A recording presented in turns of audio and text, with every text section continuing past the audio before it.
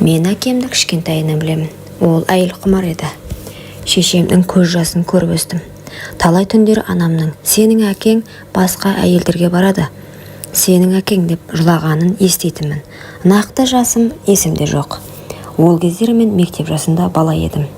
Әкемнің көйлегіндегі бөтен еріннің далабы, бөтен әйелдің иісі бәрі көз алдымда. Сол қасіреттен анам ауру болып, мен жігіт болып өсіп қалғанда өмірден өтті. Мен ол кезде әкемді сыйлайтынмын. Ешбір жаман қылығын көрмеп едім.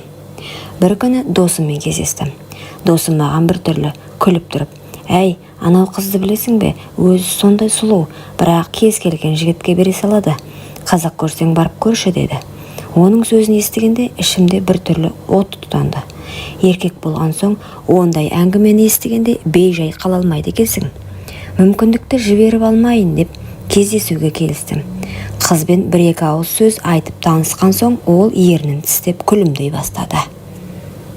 Кешкісін қызды көлікке отырғыздым. Түнгі шамдардың жарығында ол одан сайын ажарланып көрінді. Үстінде қара қысқа белдемше, көйлегінің алдыңғы жағы кеудесі қымтап тұрғанымен, түймелері сәл ғана ашық тұрғандықтан әппақ дірілдеп тұрған екі анары көзге оттай басылды. Бір кезде ол маған жалт қарап: "Сен маған ұнайсың" деді күлімсіреп. Қыздың қарақаттай көздері от шашып, жүзі нұрланып кеткендей болды. Оның құшақтап алғым келді, бірақ үлгермедім. Өзі бірден жақындап, қолын менің санымнан жоғары сырғытып, шалбарыма, әуретті жеріме жүгіртіп сыйпай бастады. Демім қысылып қалды. Не істеп жатырсың" деп күлдім. "Саған тигім келеді" деді ол еркелеген даусымен.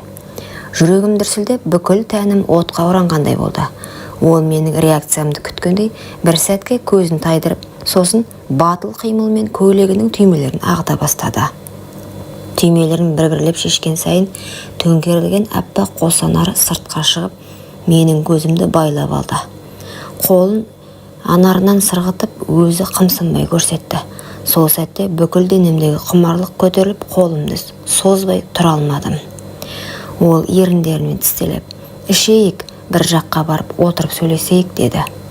Даусы дірілдеп шыққанда қарағанда өзі де қатты қалап тұрған сияқты болды. Мен көлікті айдаладағы кафеге бұрдым. Кафеге кірген соң оның қылығы тоқтамады. Жеңіл күлкісі, еркекке еркелей қараған көзі, қолының әр қимылы мені одан сайын құмартып барады. Ол аздап ішімдік ішіп, жүзі қызарып, көзі мөлдіреп кеткенде мүлдем шыдай алмай қалдым. Әңгімеміз ұзаққа созылған жоқ. Қыздың бар болмысы құмарлық шақырып тұрды. Қасында отырған әр минут мен үшін азапқа айналды. Жүрегімде, тәнімде оны осы сәтте дәл қазір қалап тұрды. Сөйтіп кафеден шығып үйге қарай бағыт алдым. Қыз күлкісін қоймай иығыма сүйеніп, ыстық демін бетіме тигізіп келеді. Оның әр демі менің жүрегімді мұздатып, санамды өшіріп тастағандай еді. Кафеден шыққан соң қызды үйге қарай әкелдім. Үйдің іші тыныш. Әкем жұмыстан әлі келмеген. Екеумізді қойырға жер таппай құмарлық тырнап барады. Есіктен кірген бойда қыздың белінен құшақтап өзіме тартып алдым.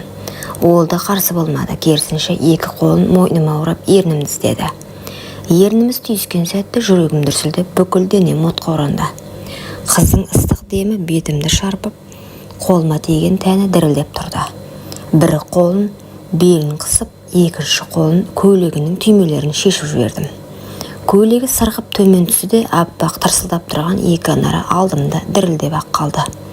Мен есімнен айрылғандай, ернінен мойнынан төмен сүйіп, анарына жеткенде ол ыңқылдап демін тартып алды. Екі қолымен арқамды қысып, ернін тістелеп: "Тоқтама" деді сыбырлап. Сол сәтте мен оны көтеріп төсекке лақтырып жібердім. Қыздың күлкісі аралас даусы шығып кетті, бірақ көзі құмарлыққа толы еді. Белдемшесін іш киімін аяғынан шешпестен басынан асырып лақтырып жібердім. Оның аяқтары аққудың қанатындай ашылып, мені шақырып тұрғандай болды. Ол денесін қымтамай қайта керіліп жатып алды. Мен шалбарымды шешіп, оянып тұрған серігімді шығарып үлгерген шақ, ол қолын созып, мені өзіне тартып, ернімен қайта сүйе берді. Қыздың ыстық тәні денемнен шарпып, өзімді ұстай алмадым. "Сенің құшағыңды қалап едім" деді ол. "Мен де сені қаладым" дедім.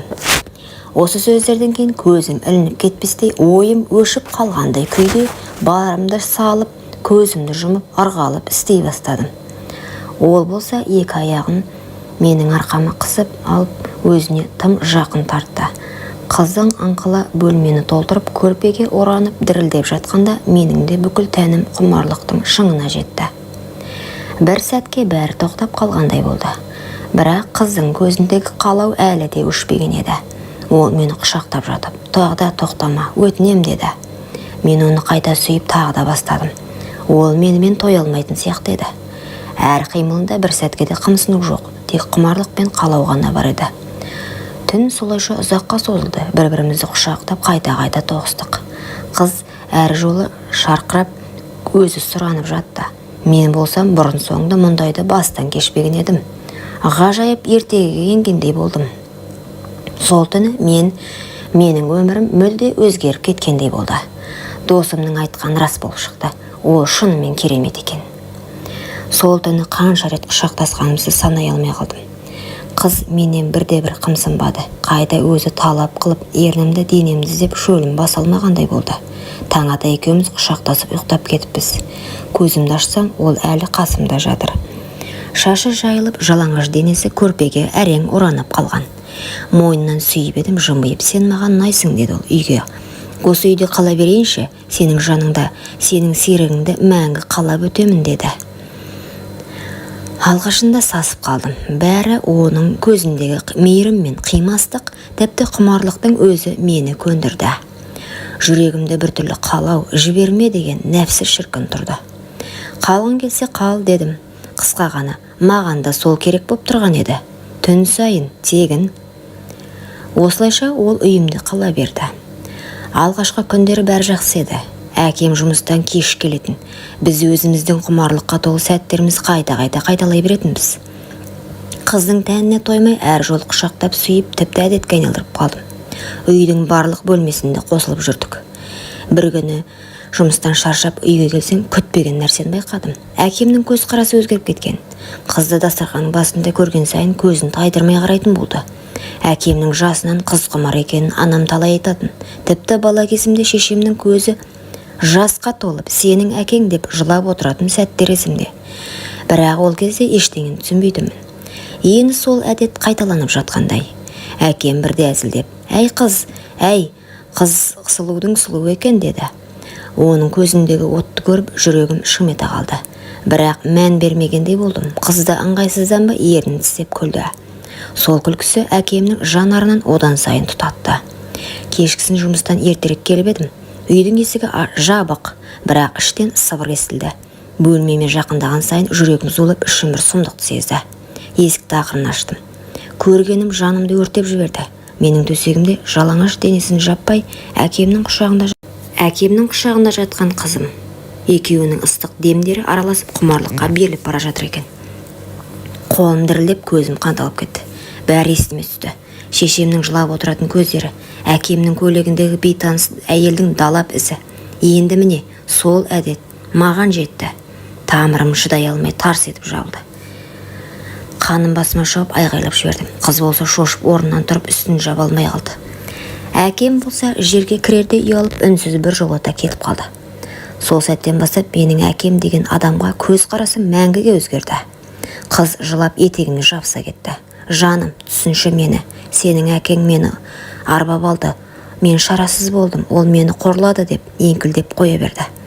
Мен оның көз жасына біраз қарадым да басымды шайқадым. Жоқ, бұлай өтірік айтпа. Сен өз еркіңмен бардың оған.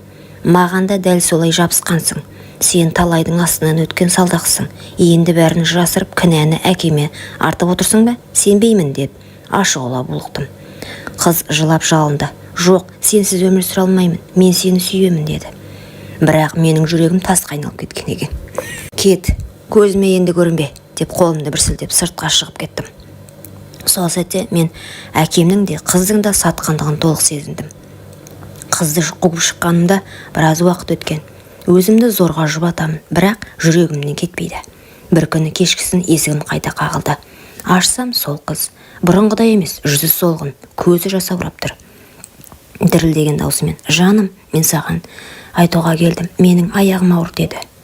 Жүрегім атқақтап, демім ішіме тығылды. Не, қалай деп сыбырладым. Қыз еңкілдеп жіберді. Білмеймін, сенен бе әлде... Кешірші өтінем, біз сезімге беріліп сақтануды ұмытып кетіппіз. Енді не болады? Жер астынан су шыққандай талықсып бара жатқандай болдым. Басыма мың ой келді. Менің балам ба әлде ойлаудың өзі жеркенішті еді. Қыз тіземнен құшақтап жылап жалынды. Жаным, сенсіз мен өлгеннен бірдеймін.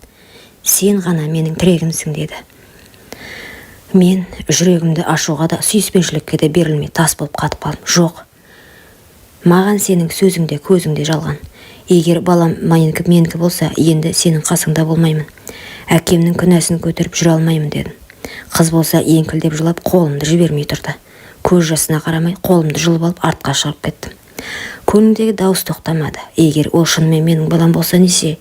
Жоқ, қанша сұлу болса да, төсекте от болса да, мен мұндай қызды жар етіп ала алмаймын. Мен терезе алдында ұзақ отырдым.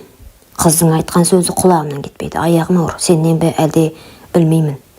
Жаным екіге арылғандай. Бір жағым, бұл сенің балаң, жауапкершіліктен қашпа десе, екінші жағым, жоқ, бұл сенің әкеңнің күнәсі, жиіркеніш, мұндайды кешіруге болмайды деп шыңғырады. Анамның жылаған жүзін есіме алдым. Әкемнің көйлегіндегі қызылдалап іздерін, сол үшін анам сырқаттанып ерте кеткенін. Енді міне, әкемнің азғындығы маған да жетті. Түнде көз іле алмадым. Тек бір ой ғана миымды қинап тұрды. Егер ол бала шынымен менікі болса ше. Ертеңінде қыз тағы келді. Ішін ұстап жылап тұр. Жаным, сенен безсем қайда барамын? Бұл бала екеуміздің махаббатымыздың жемісі шығар. Сенсіз мен тірі өлікпін деп жылап алдыма тізерледі. Менің жүрегім дір ете қалды. Бір сәт оны құшақтап бәрін ұмытып кеткім келді. Бірақ көз алдымда әкемнің қолы тиіп жатқан сәт елестеп жүрегім айнып кетті. Жоқ, мен саған сенбеймін. Егер ол бала менікі болса да, сенің қасыңда бола алмаймын. Әкем екеуінің араларындағы кірді ешкім жуа алмайды деп айқайладым. Қыз жерге құлап еңкілдеп жылады. Ал мені есік тарс жауып кетіп қалдым. Сол түні ішім жылап отырып ойланып жаттым. Бәлкім ол бала расында менікі шығар. Бәлкім болашақта көшеде кездесіп қалармыз. Ол мені әке деп танып үлгермей өсіп кетер. Бірақ мен бір шешімге келдім. Менің әкемнің күнәсін арқалап өмір сүре алмайды екенмін. Ол қыз да, оның баласы да менің тағдырымнан тыс.